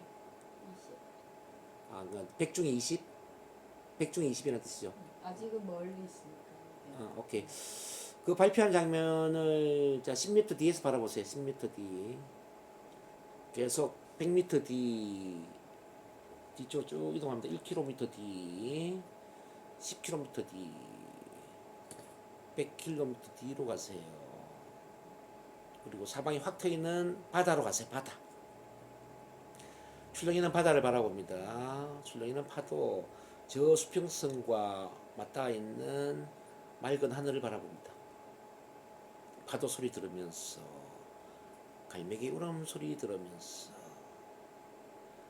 내가 서 있는 곳을 보니까 블루와 그린, 화이트 색으로 색칠이 되어 있는 꽃밭이에요. 그 꽃밭에는 장미꽃이 활짝 피어납니다. 장미꽃이 활짝 피어납니다. 개똥벌레 노래도 울려 퍼지고요. 개똥벌레. 자, 꽃밭의 진한 향기를 맡으면서 개똥벌레 노래를 듣습니다. 우리 사랑하는 딸이 들어와서 엄마를 꼭 끌어안아 줍니다. 엄마를 포옹하면서 엄마 사랑해. 엄마 잘 키워주셔서 너무너무 감사해요. 우리 엄마가 저희 엄마라는 게 너무너무 감사해요. 자, 이렇게 따님의 사랑의 메시지를 앞귀로 들을 때 기분이 너무 좋아집니다. 기분 어때요? 좋아지죠? 그러면서 선생님 그동안 좋았던 일 떠올려 봅니다. 공무원 시험 합격했을 때 합격 전화를 받는 순간, 우리 딸이 중3 때 전교 1등으로 졸업할 때 그 순간도 좋습니다. 일본 여행을 갔을 때 우리 딸 초 때 친구들 엄마들과 함께 여행 갔을 때, 2013년 승진했을 때, 그리고 유치원 재롱잔치 했을 때 이런 좋았던 기분들 일들이 막 떠오르죠. 그 좋았던 일을 그대로 떠올리면서 다시 꽃의 진한 향기를 맡으면서 우리 따님의 손을 잡고 다시 이제는 그 다음 주에 발표하는 현장으로 이제 돌아가는 겁니다. 자, 이제 10km 앞으로 오세요. 1km 앞으로 오세요. 쭉 100m 앞으로 오세요. 10m 앞으로 오세요. 자, 다다음 주에 발표하는 장면을 바라보세요. 따님의 응원의 소리를 들으면서. 자, 발표 어떻게 하고 있죠, 선생님? 잘하고 있죠? 그럴 거예요. 이제 발표 걱정 불안이 1부터 10 중에 체크해 볼 때 어때요? 완전히 사라졌으면 제로. 약간 있으면 1, 2. 지금 어때요? 네?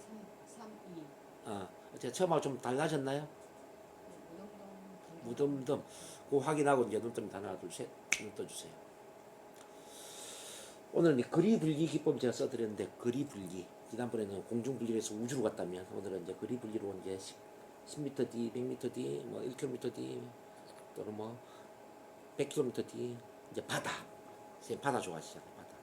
그 바다에 좋았던 어떤 장소의 느낌, 좋아하는 색깔, 좋아하는 꽃, 좋아하는 노래, 또 좋아하는 사람, 따님, 그리고 이제 그동안 선생님이 좋았던 과거의 경험들, 이걸 이제 머리에 떠올리도록 제가 연합을 시켰거든요.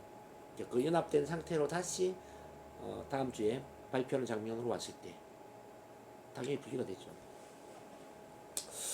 어쨌든 이제 그동안 제가 가르쳐 드린 것도 많이 있지만은 이제 이런 NLP의 연합 분리 기법을 제대로 좀 쓰는 게 좋아요. 오늘 한 거 어때요, 선생님? 괜찮아요. 중요한 건 이제 오늘도 끝내지 말고 선생님 개인적으로 쓰셔야 된다는 겁니다. 이것도 스피치 훈련하는 것처럼 반복적으로 훈련을 하는 게 더 좋아요. 그렇게 하시고요. 그다음 신체 활동, 발성, 웃음, 노래, 율동, 뭐 이거 제가 일요일날 막 소리 지르게 하고 막 그러죠. 여기 참 중요하고요. 그다음 NLP 언어 활용, 긍정문 낭독하는 거 이게 참 중요하거든요. 긍정문 낭독하는 것. 자, 그다음에 질문법. 자, 질문법을 선생님이 아직 이제 훈련 안 해봤는데 이거 잠깐 한번 좀 도와드릴게요. NLP 질문법. 여기 뒤에 있나?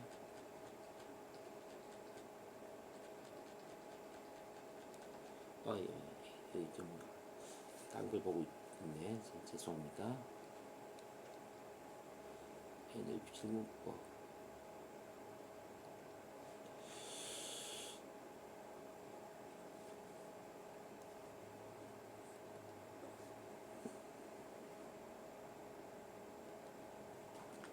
오늘 지금 이야기하는 게 별로 어렵진 않죠, 선생님? 그동안 많이 훈련했던 부분이죠. 정리를 좀 도와드리고 있는 겁니다. 정리.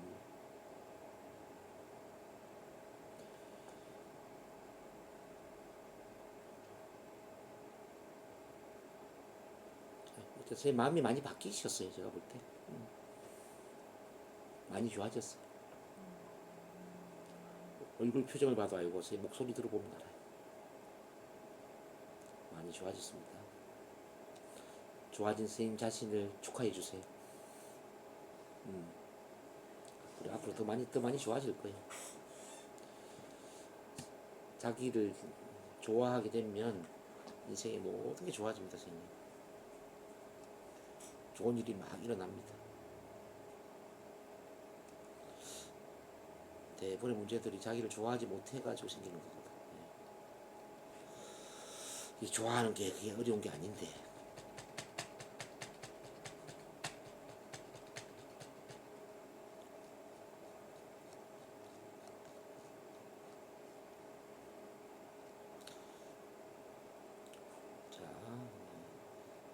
매일 아침마다 선생님 이제 질문법을 좀 실천하면 좋은데요. 그거 좀 저랑 훈련해 볼게요, 선생님. 질문법이요? 네, 힘을 주는 질문. 생각을 만드는 것은 바로 질문이다라는 거예요. 선생님. 생각을 한다라는 것은 질문이다. 질문을 하면은 생각을 할 수밖에 없잖아요. 선생님. 예를 들어서 제가 선생님한테 선생님, 오늘 아침에 일어나서 가장 먼저 한 일이 뭐예요? 제가 질문했어요. 그럼 선생님 머릿속에 뭐가 떠오를 겁니다. 뭐 화장실 갔거나 핸드폰을 봤거나 물을 마시거나 있겠죠. 뿐만 아니라 선생님 인생에서 가장 행복하다고 느끼는 게 뭘까요? 제가 질문했어요. 행복하다고 느끼는 게 뭘까요? 지금 행복에 대한 생각을 할까요? 불행에 대한 생각을 할까요? 행복에 대한 생각을 하죠. 선생님 지금까지 살아오면서 자랑스럽다고 생각하는 건 뭘까요? 아마 자랑스러운 걸 생각할까요? 그게 지금 이제 이게 우리 PPT 보면 이게 다 나와 있거든, 선생님. 그것도 이제 훈련을 좀 하시면 좋을 것 같아요. 이거 저랑 같이 한번 해볼게요. 지금 내 삶에서 행복하다고 느끼는 것은 무엇인가? 무엇이 나를 행복하게 하는가? 어떻게 그것이 나를 행복하게 하는가? 이거는 행복에 대한 생각을 억지로 짜내게 만드는 질문이거든요. 제가 먼저 말씀드린다면 저는 우리 선생님을 코칭할 수 있다는 게 참 행복해요. 제가 갖고 있는 25년간의 경험이 선생님한테 도움이 될 수 있다는 거. 저로 인해서 우리 선생님이 좀 더 긍정적으로 바뀌고 더 나아가서 건강하고 행복한 삶을 살 수 있도록 도와주는 일을 하고 있다는 거. 그게 굉장히 행복해요. 오늘 간접해서 이야기하는 거예요. 두 번째는 우리 딸이 엄마보다는 아빠를 더 편안하게 생각하고 우리 딸이 막내가 이제 고2거든요. 아빠한테 모든 이야기를 하는 게 참 행복해요. 아빠를 친구처럼 생각합니다. 심지어 지금은 안 그런데 이제 중3 때까지만 하더라도 아빠 생리대 떨어져서 사줘 이렇게 이야기해요. 창피하게 생각하잖아요. 생리대 저기 중고로 사줘야 돼 뭐 예를 들어서 뭐 이런 걸 얘기해요.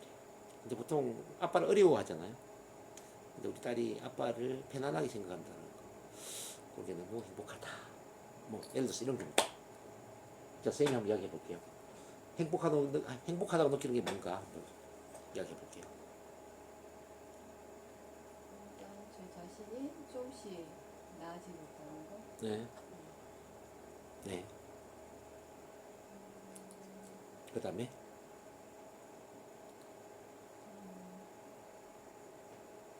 딸이 잘 자라줘요. 따님이 잘 자라고 있다는 거. 네. 그 3. 이거 원하지 않게 잘 커졌다는 거. 네. 그런 게 행복해요. 이거는 이제 혼자 할 때는 선생님 1분 시간을 재놓고 이야기하는 연습 하시면 좋아요. 오늘은 그렇게까지는 굳이 안 하겠는데 집에서 할 때 입으로 반드시 이야기를 해야 돼요. 선생님. 1분의 시간을 재놓고 1분 동안 억지로 막 이야기를 하셔야 돼요. 자, 그 다음에 2번 한번 해볼게요. 내 인생에서 나를 들뜨게 만드는 것은 무엇인가? 무엇이 나를 들뜨게 하는가? 어떻게 그것이 나를 들뜨게 하는가? 자, 저한테 들뜨게 하는 것은 1번과 비슷한데요. 저는 우리 선생님이 얼마나 멋지게 바뀔까 미래를 생각하면 많이 들떠요. 분명히 지금보다 훨씬 더 나아질 것이고 말도 엄청 잘할 것이고 또 회사에서도 훨씬 더 성공적인 그런 회사 생활을 할 거라고 생각을 해요. 그리고 이제 따님한테도 너무나 훌륭한 엄마로 자리매김을 할 것이다. 저를 만나기 이전하고 완전히 좀 정반대의 그런 삶이 되지 않을까 그런 걸 생각하면 많이 들듭니다. 우리 선생님만 그런 게 아니라 이제 또 선생님 외에 제가 코칭하는 분들이 많이 계시거든요.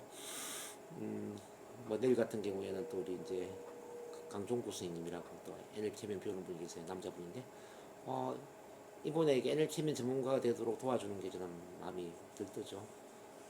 그러니까 저와 같이 또 저 같은 수준은 아니라 할지라도 저와 같이 체면 상담을 하고 NLP 상담을 할 수 있도록 도와주는 게 참 마음 들뜬다. 자, 이렇게 이제 1분 딱 하는 거죠. 자, 선생님 한번 이야기해 볼게요. 1분 동안 들뜨게 만드는 거 시작. 저를 들뜨게 만드는 것은 일단은 제가 서서히 좋아지고 나중에 이런 부정적인 생각이나 무감각한 그러니까 마음이 건조한 그런 상태가 아닌 밝은 에너지 넘쳐나는 네. 그런 사람이 밝은 삶이 될 수 있다는 거 생각하면 기쁘고 네. 그다음에 저희 딸도 앞으로는 더 이제 성인이 되면 이제 자기의 삶을 더 독립적으로 끌어나갈 수 있다는 생각하면 이제 얘 저의 손에서 많이 벗어나서 얘의 삶을 살아갈 수도 있구나. 그래서 네. 저의 이제 양육에 대한 그 부담감, 책임감이 조금씩 음. 줄어들어서 제가 더 마음이 평가할 수 있으면 이제 그 부담, 책임감이 많이 없어지니까 더 드시고 네. 훌륭합니다. 어떻게 하는지 알겠죠? 이걸 이제 혼자서 할 수 있어야 돼요. 선생님 자신만을 위한 이벤트를 열어야 돼요. 하루에 1시간 정도로 선생님 자신을 위해서 투자를 하시면 됐습니다. 1시간 정도. 그 중에 이제 지금 질문법도 들어가는 거죠. 이제 이 질문을 하면서 질문을 1번부터 7번까지 다 안 하셔도 괜찮아요. 자, 오늘의 질문. 자, 오늘의 질문에서 하나만 선택해도 괜찮아요. 뭐, 예를 들어서, 내 인생에서 자랑스럽게 생각하는 것은 무엇인가? 이 질문을 할 수도 있어요. 또는 6번에 지금 당장 내가 결단을 내리는 것은 무엇인가? 이렇게 질문할 수도 있고. 아침에 이렇게 질문을 하나 하는 거예요. 그리고 이제 저녁이 되면 저녁 질문법이 또 있거든. 1번 나는 오늘 사이에 어떤 공헌을 했는가? 오늘 내가 배운 것은 무엇인가? 오늘 내 삶에서 발전을 이룬 것은 무엇인가? 또는 오늘 이룬 것을 어떻게 내일을 위한 투자로 활용할 수 있을까? 이걸 이제 꾸준히 하다 보면은 내 마음이 긍정적인 것에 초점을 맞추게 된다는 거죠. 자, 꾸준히 운동하는 것 좀 한번 해보시길 바래요. 자, 그리고 이제 선생님, 그 반응에 대한 거 이야기 하다 보니까,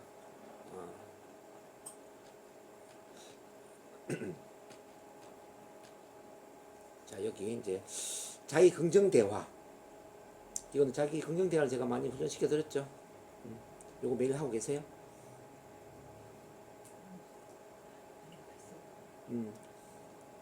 자, 이거는 일요일 날 뭐 매주 하니까 제가 그때 훈련시켜 드린 거 하고. 자, 감사 일기 쓰라고 제가 말씀드렸나요? 감사 일기. 감사하죠. 자, 선생님 감사 일기를 이제 쓰는 거 한번 해봅시다. 자, 감사 일기를 어떻게 쓰는지 제가 말씀드릴게요. 매일 5가지 이상 감사 일기를 찾아내는 거예요. 긍정적이든 부정적이든 과거, 현재, 미래의 모든 사건, 경험, 상황에 대해서 감사한 마음을 표현을 하는 겁니다. 자, 1번. 정말로 감사하고 싶은 일에 대해서 감사의 마음을 표현할 수 있겠죠? 정말로 감사한 일. 뭐, 우리가 하루 생활 중에 정말로 감사한 일도 일어나죠. 그런 것도 당연히 이제 표현을 해야 됩니다. 저 같은 경우는 막 오늘 이제 부산에 있는 어떤 분한테 전화가 왔어요. 옛날에 이제 부산에 내려가서 제가 강의도 도와주고 뭐 상담 도와주는 분인데 전화를 해서 선물을 보내겠다고 사과를 한 박스 보내겠다고 이렇게 전화가 왔어요. 그분이 한 3년 됐나? 근데도 잊지 않고 전화를 주셨어요. 그래서 저를 잊지 않고 전화를 주는 것도 감사하지만 또 설에 요즘 또 경제적으로 많이 힘들어서 선물 주고 받을 수 있는 분위기도 아닌데 비싼 사과를 또 선물 준다고 하니까 정말 감사해요. 자, 이렇게 표현하는 거죠. 우리 선생님 한번 이야기해 보겠습니다. 정말 감사할 거. 네. 최근 일 중에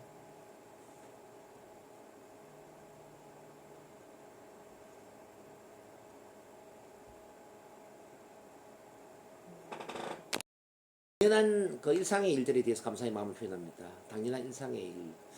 오늘 점심 때 갑자기 고등어 구이가 먹고 싶은 거예요. 그래서 저 건너편에 이제 식당을 쭉 찾다 보니까 고등어 구이 백반 하는 집이 있더라고요.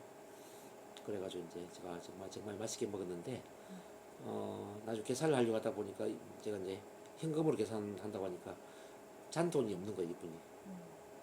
잔돈, 그러니까 이제 제가 2,000원을 더 줘야 되는데 제가 2만 원을 주면은 이제 그 8,000원 내줘야 되거든요. 근데 잔돈이 없어가지고 그냥 2,000원은 안 받겠다 그러는 거예요.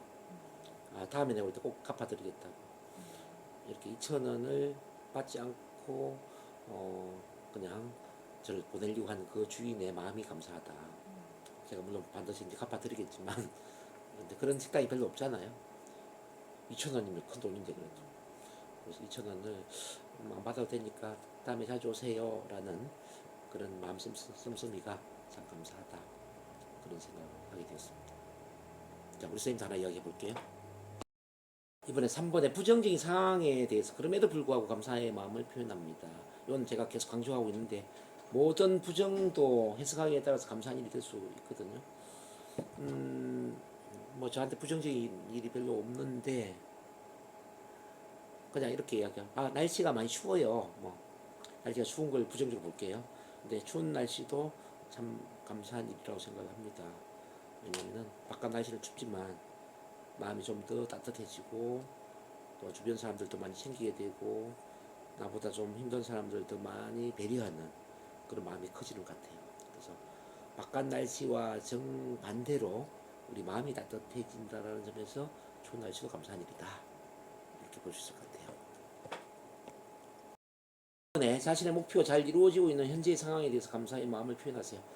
뭐 연초에 이제 계획을 다 세우게 되는데 저도 이제 연초에 세운 계획들이 많이 있죠.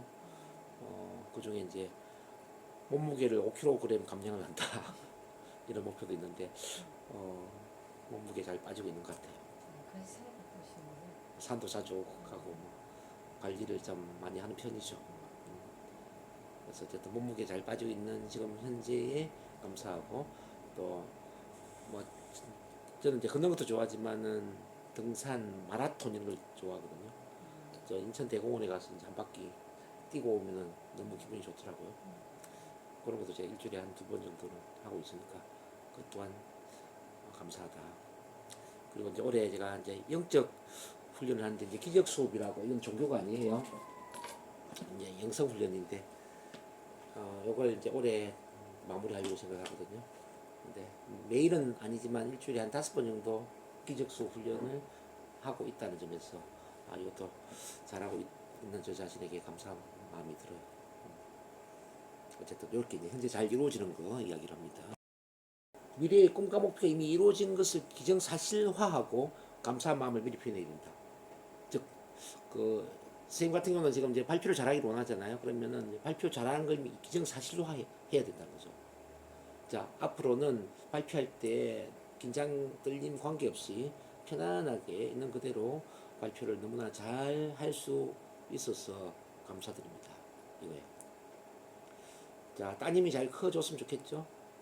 자, 사랑하는 우리 딸이 만족하는 대학에 입학을 해서 자, 자기가 원하는 전공에 맞게 공부를 잘하고 좋은 직장을 얻어서 대한민국 사회에 꼭 필요한 전문가로 성장할 수 있어서 미리 감사드립니다. 우리 쌤 그리고 또 이제 돈을 많이 벌기를 원하잖아요. 자, 가난해서 벗어나기 원하잖아요. 그러면 앞으로 돈과 관계없이 건강하고 행복한 삶을 살 수 있게 되어서 감사드립니다. 내가 원하는 모든 게 이미 이루어졌다라고 기정사실화하는 거죠.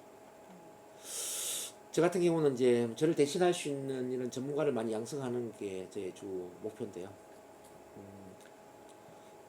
매년 나를 대신할 수 있는 전문가를 최소한 5명 이상 양성을 해서 대한민국 사회에 사랑의 치유 시스템을 구축할 수 있게 되어서 감사드립니다. 이런 거죠. 저는 저와 같이 일하는 사람들이 좀 많아져서 대한민국 전역에 이런 또 센터나 연구소가 많이 만들어지기를 바래요.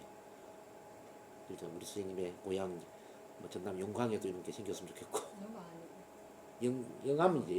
영암에도 생겼으면 좋겠고 우리 김우영 선생님 고향 완도에도 생겼으면 좋겠고 지방에는 이런 게 없잖아요.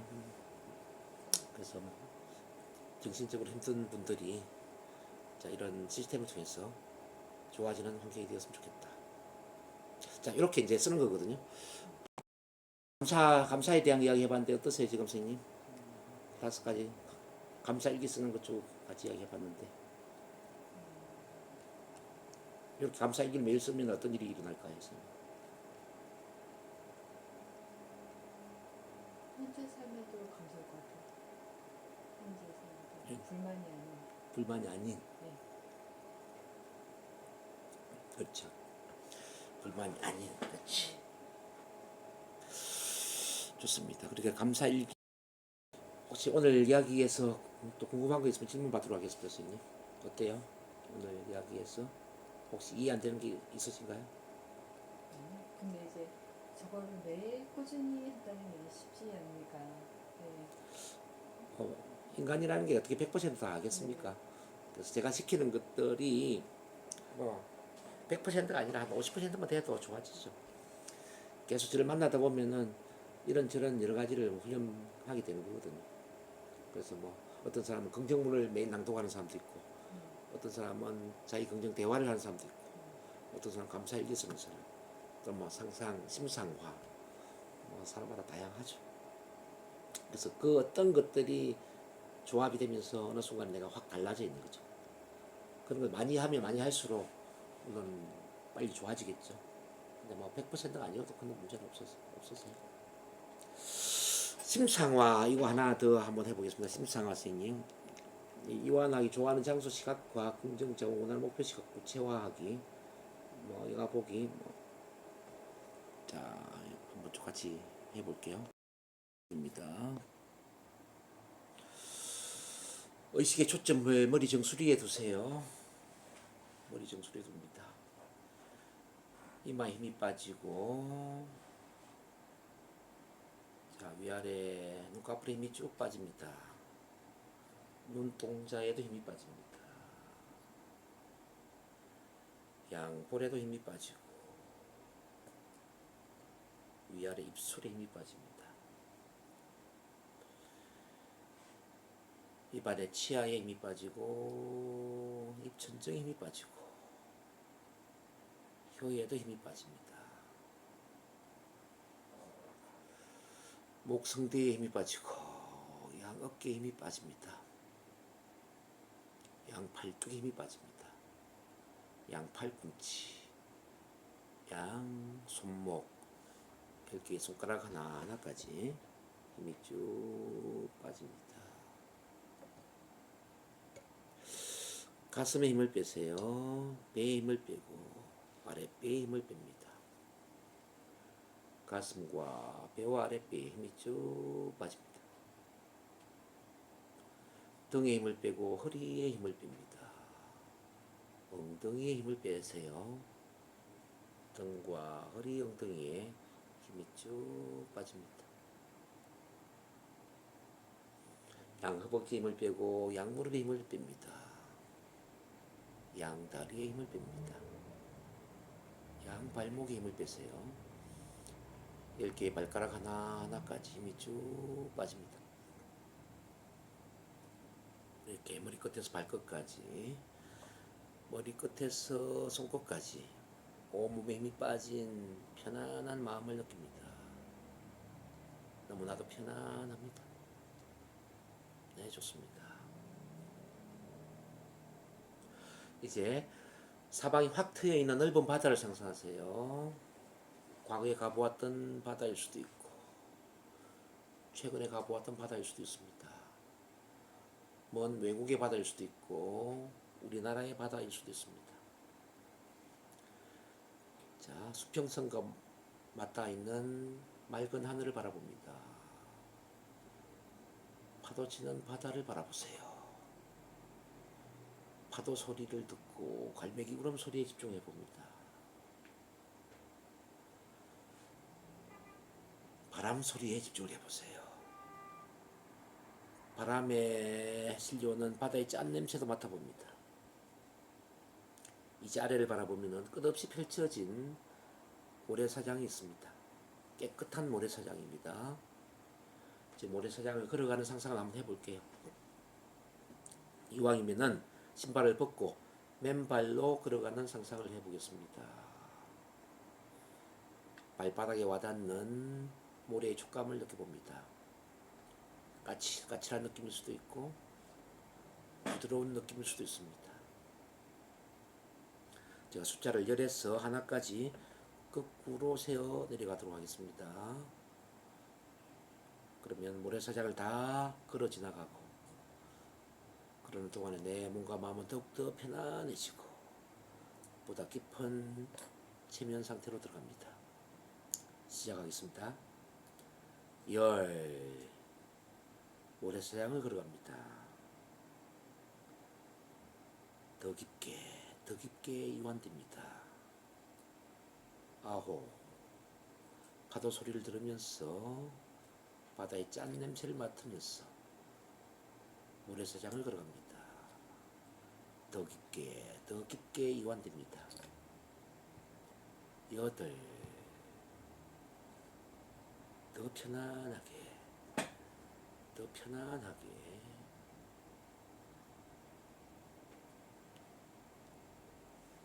일곱, 바닷가 산책길이 너무나도 편안합니다. 더 편안하게. 여섯, 다섯, 이제 절반쯤 걸어왔습니다. 네, 더 편안하게 이완됩니다. 셋, 더 깊게 빠져듭니다. 둘, 이제 거의 모래사장을 다 지나옵니다. 하나, 예, 완전히 모래사장을 다 지나왔습니다.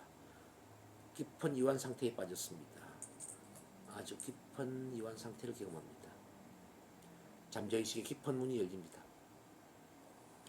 이제 내가 앉아있는 자리 주변에 1m 원을 상상하세요. 원 안에 좋아하는 색깔로 색칠을 합니다. 좋아하는 꽃을 피우세요. 꽃의 진한 향기를 맡습니다. 진한 꽃 향기가 배부 깊숙이 파고듭니다. 좋아하는 노래를 듣습니다. 아주 신나는 노래입니다. 신나는 노래 크게 들으세요. 기분이 아주 좋습니다. 사랑하는 나의 딸이 들어옵니다. 사랑하는 딸이 들어와서 손을 꼭 잡아주면서 응원의 메시지를 보냅니다.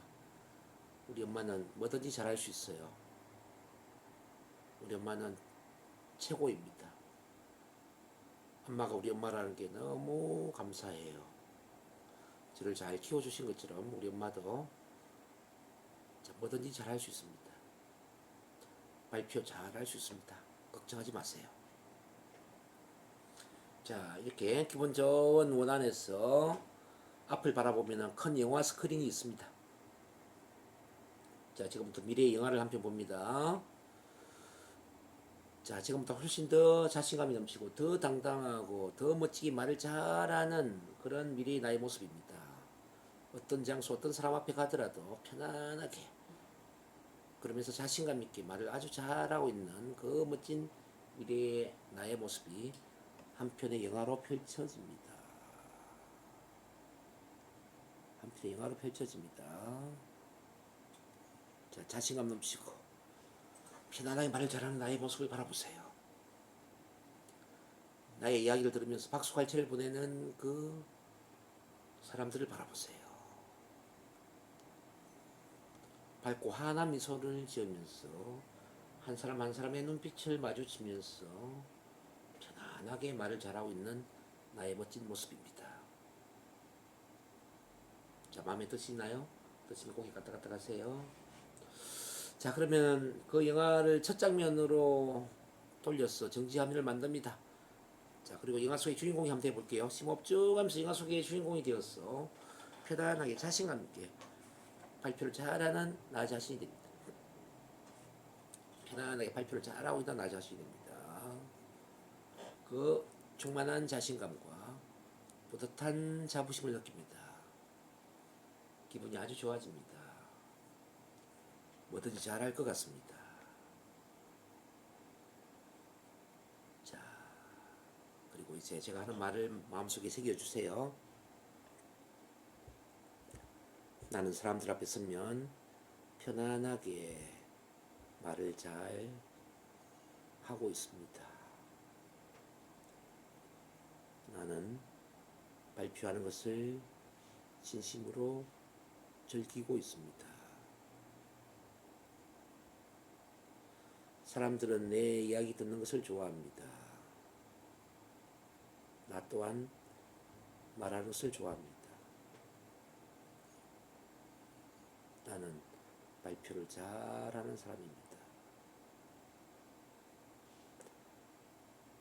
때때로 긴장되고 떨린다 하더라도 나는 발표할 내용에 에너지를 집중합니다. 그래서 긴장과 떨림은 열정의 에너지로 전환이 되면서 발표를 더 잘할 수 있도록 도와주게 됩니다.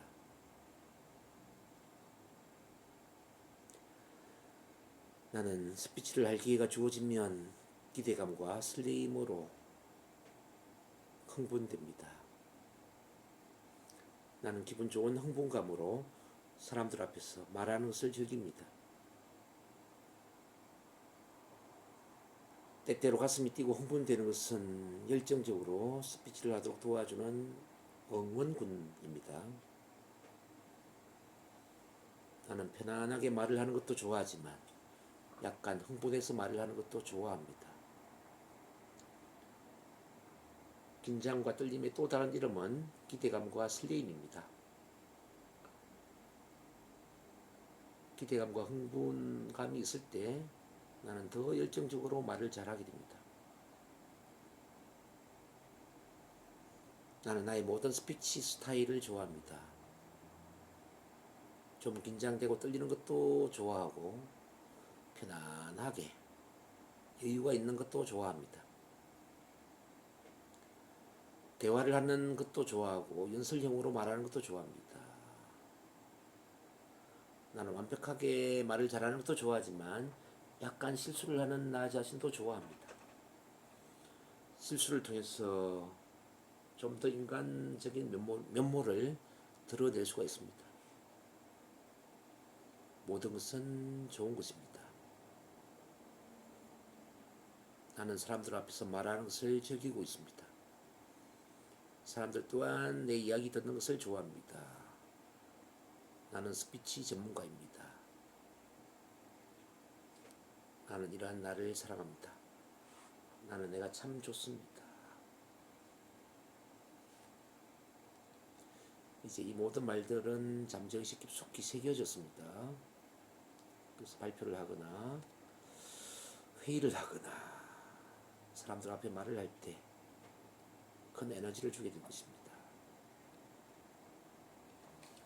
이제 잠시 후에 깨어나도록 하겠습니다. 깨어나면 기분이 아주 좋고 자신감이 넘치고 온몸이 가볍고 상쾌한 상태로 깨어나도록 합니다. 자, 숫자 5에 5분의 1씩 깨어나도록 하세요. 하나, 머리가 맑아집니다. 둘, 온몸에 생기가 생기고 에너지가 넘쳐납니다. 셋, 온몸이 가볍고 상쾌합니다. 넷, 이제 눈 뜰 준비를 하시고요. 5, 눈 떠주세요.